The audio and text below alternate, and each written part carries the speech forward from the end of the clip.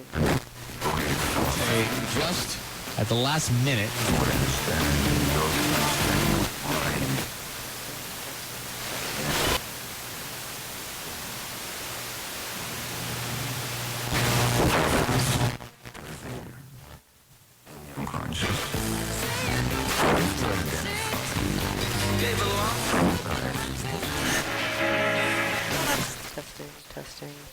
Testing.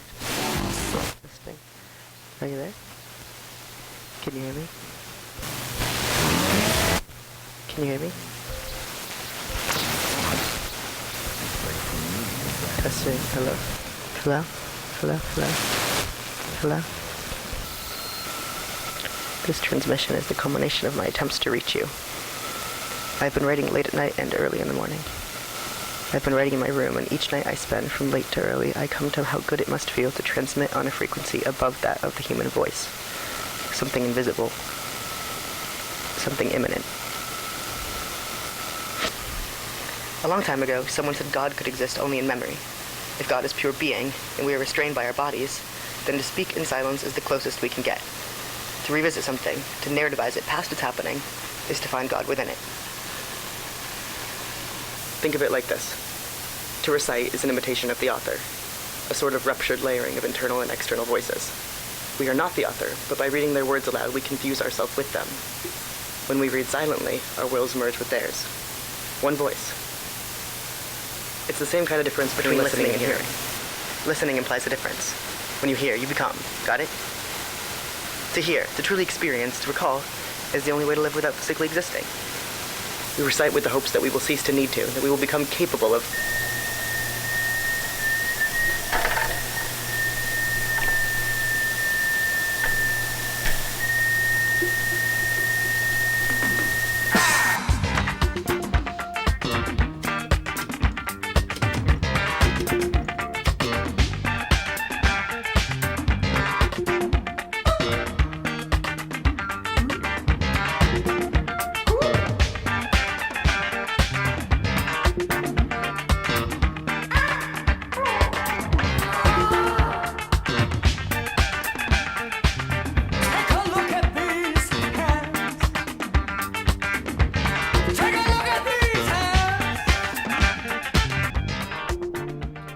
In the special collections of Wesleyan University's Olin Library, there remain hundreds of journal entries detailing the life and times of its first president, Wilbur Fisk.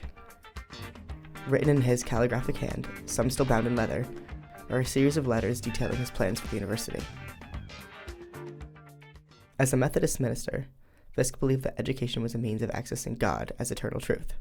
He developed a course of close liberal arts study which, hand in hand with missionary work, would produce an ideal subject through process, or method. With this belief in mind, Wesleyan University was established, named after the founder of the Methodist faith, John Wesley. To understand their method, I want to begin at the start.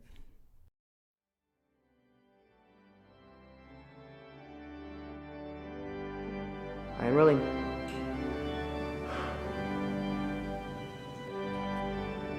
These cautions and restrictions being observed, it is the burden and duty of all those who engage in worldly business to observe that first and great rule of Christian wisdom and with respect to money. Gain all you can.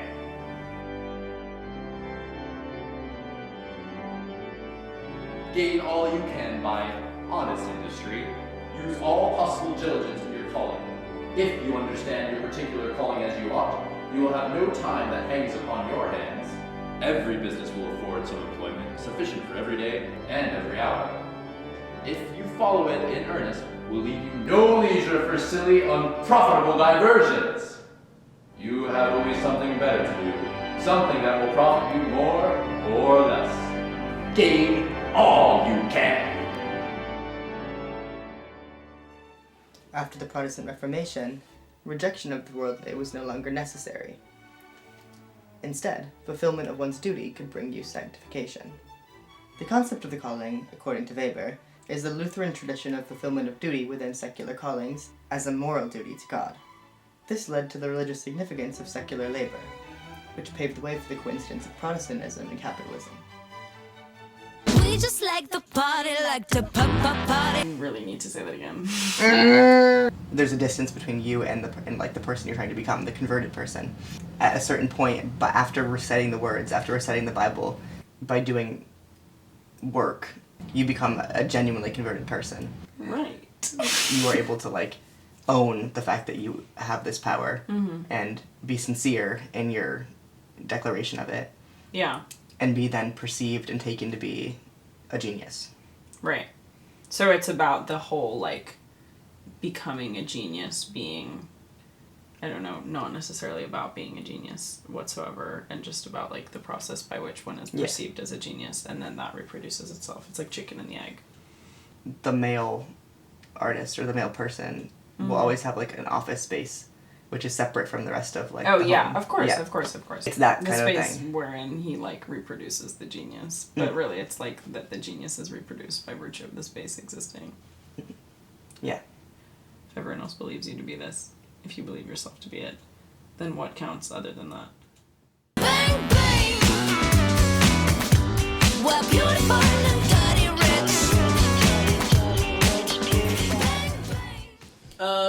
Okay, today's install day. It's crazy.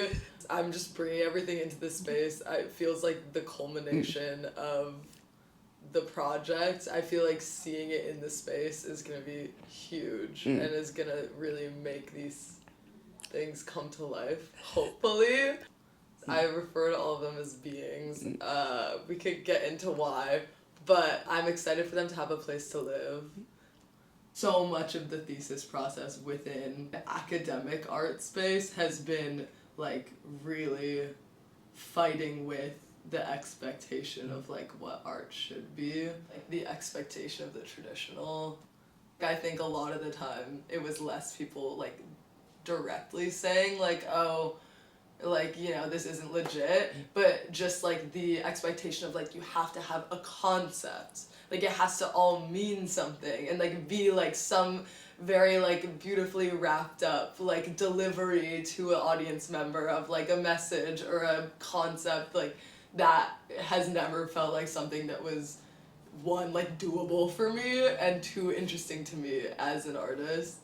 I've been told a lot by professors that I am an intuitive artist, and in an academic space, genuinely, that's usually a negative thing. Yeah. That's, like, intuition is, like, the opposite of intention. The concept of intention and intentionality is so pushed in contemporary art. Like, I think for most people that is, like, the supreme, like, judgment of, like, if something is good or bad. Is, like, is there intention, and what's the intention? Is it a worthwhile intention?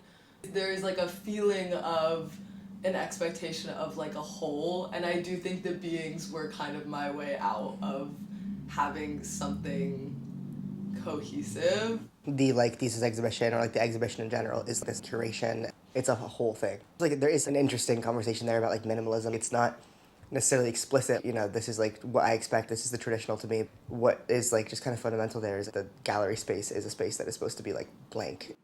Forgery talks about, like, the asceticism, not aestheticism, asceticism of the privileged. This idea that restraint and minimalism, they are a form of cultural capital. I feel okay.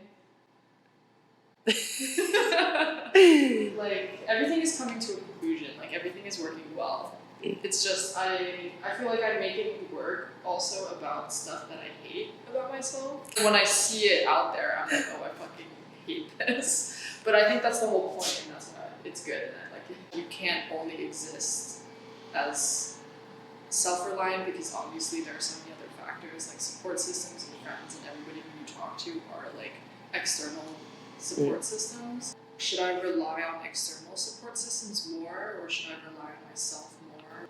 How can I listen to myself or listen to other people? I don't know, arguing what's better, what's right, what is it actually, is kind of like what my thesis is about. Why is it all white? One of the first theories that I'm basing off is like the white cube aesthetic. Because I also find like museum and display structures to be the support systems for artwork in museums. And I think that play with like museum structures and interpersonal support structures, you know, talk to each other. A lot of my sculptures are like pedestals. Those are typically white. So just for that like visual. You wear black in contrast. Do people ask you that often? Yeah, basically I only wear black. Is there a reason for that? Any other color feels too like ostentatious or too like eye-catching. I want to be absorbed in the crowd, basically. And I think black does that. I don't want to stand out, but I also kind of still want to hold attention in a different way, I guess. Today, I'm bringing them over to the gallery. We're gonna set them up, and I guess hope that it makes sense in the space. Do you think it'll only make sense in the space? I don't think that it's site specific, but I think that it's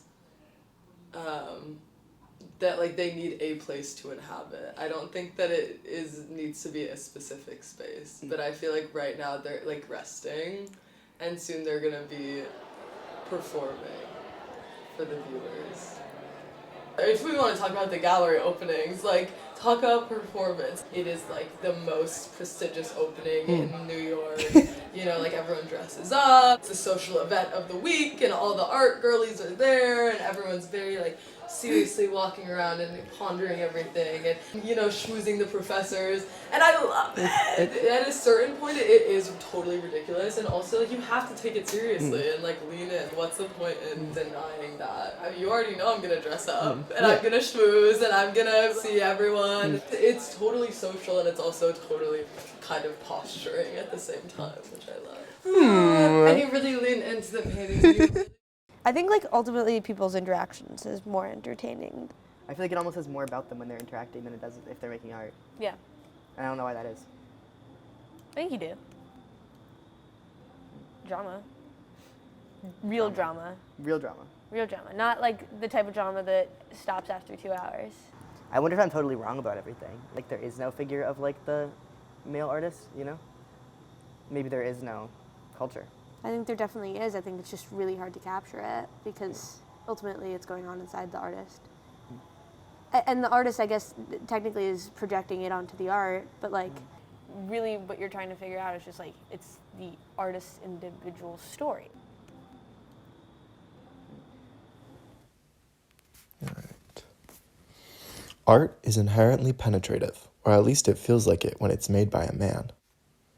Are we creative geniuses or just excusing bad behavior? Does anyone else feel like class discussions are self-masturbatory? Yes, I'm writing this email in film class. Sometimes you want to do a capstone, but your art isn't good enough, so you wind up on the 92 stage all alone talking to the void. I might drop out on October 26th, so come watch my last words on October 25th at Wesleyan's most prestigious stage. Guys, where's the strap on?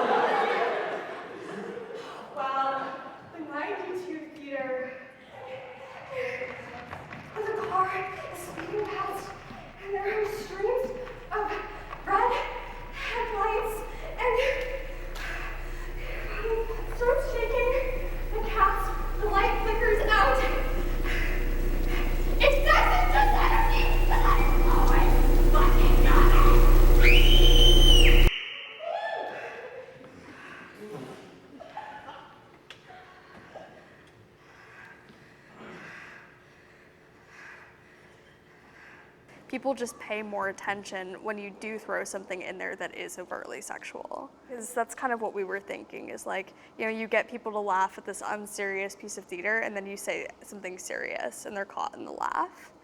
Sex object, like for me, there was always this question of, am I feeding into the not taking myself seriously by putting something not serious on? But for me, it was like kind of a struggle of, if like people are already not taking my art seriously, is this just feeding into that?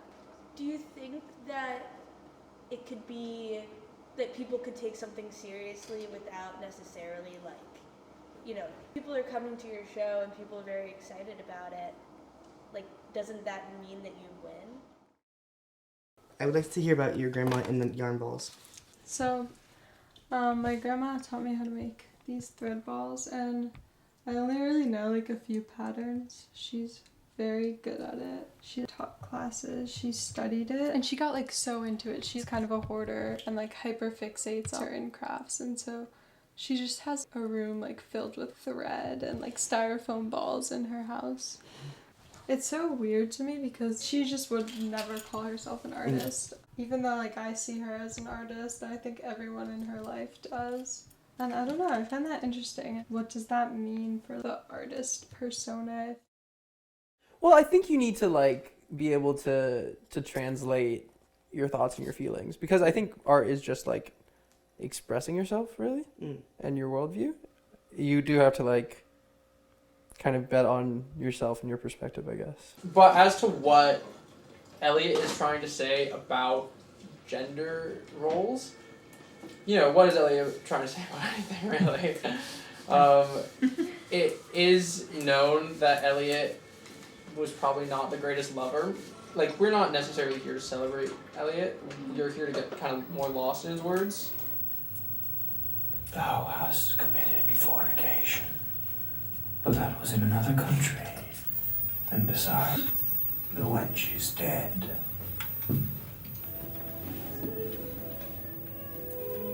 Among the windings of the violins and ariettes of cracked cornets. It's like he ransacked all of the cultural canon, and we kind of ransacked him. He hated TV. He did not want any TV anywhere. He hated the movies. He hated all that shit. And it's like, no, that's going in, you know? Like, because this is our references now. No, there's like such a necessary violence of a director in like everything. And I think conflict is also good in a production. In that clash, that creates something better, I hope. Do you think art is penetrative? Do you agree? Art is seclusive. What did you just say? What word was that? Seclusion is like, it's the same action, but it's the opposite of penetration. Right? So instead of like, to be vulgar, like instead of just focusing on the dick, right? Think about something wrapping around. And that's what I think art is. It wraps around you. It consumes? Is it? Yeah, hopefully it should. Or if it's bad, it suffocates. Why I say seclusion is it's still the same action. Like, she's definitely onto something where it is like some kind of joining. But I think of it more as wrapping around rather than, you know. Art could be seen as a sublimation in some ways, like of like sexual energies that aren't okay to like talk about or express in public. Because sex is taboo, like channeling that energy into something that's socially acceptable. Because it's like this creative energy. Maybe there is some similarity. Bataille said it's like where these boundaries are dissolved, right? Like during sex, so the identity of the subject like goes away. And I don't agree with that, because I think that like gender and like social stuff is always involved in sex.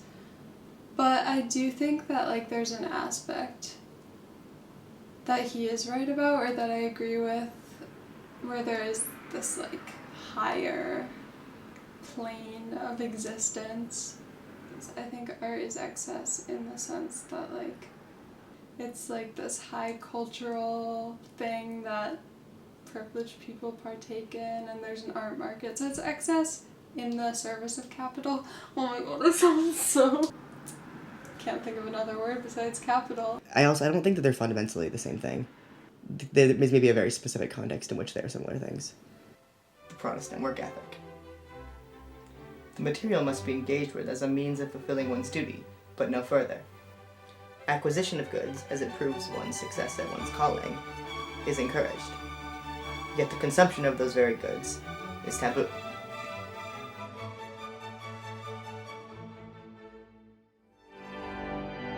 Never leave anything till tomorrow, which you can do day to day, and do it as well as possible.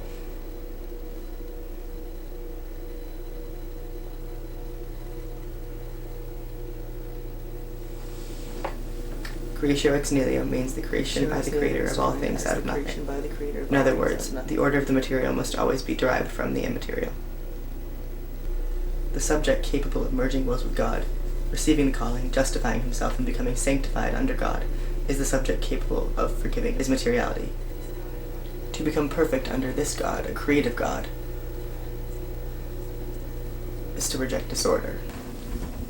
Creation by the creator of all things out of nothing. To reject the flesh.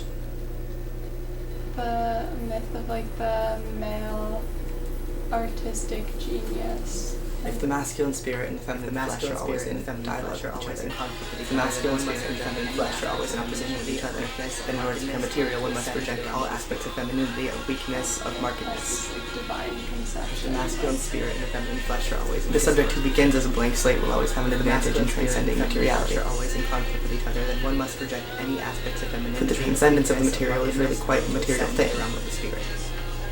For the transcendence of the material is really quite a material thing. One must become the blank slate. For the transcendence of the material is really quite a material thing. The subject who begins as a blank slate will always have an advantage in transcending his materiality. God is not in this room with us now. If I remember this room, he will be. God is not in this room with us now. If I remember this room, he will be. God is not in this room with us now. If I remember this room, he will be. The subject who begins as a blank slate will always have an advantage in transcending materiality. God is not in this room. Wesley isn't really plagued by Methodists at the moment. It's plagued by a lot worse. What have you guys been writing about recently? Well, our next issue is going to be themed "The John Sells Out."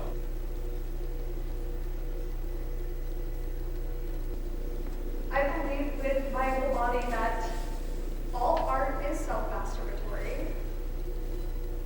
Imagining these things. And especially with Elliot, we could just like jerk ourselves off.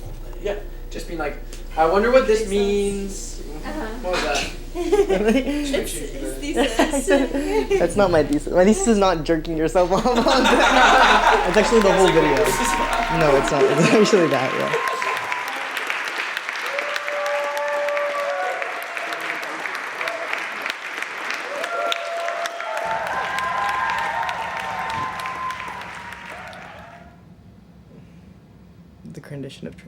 Because the condition of transcendence is by means of it.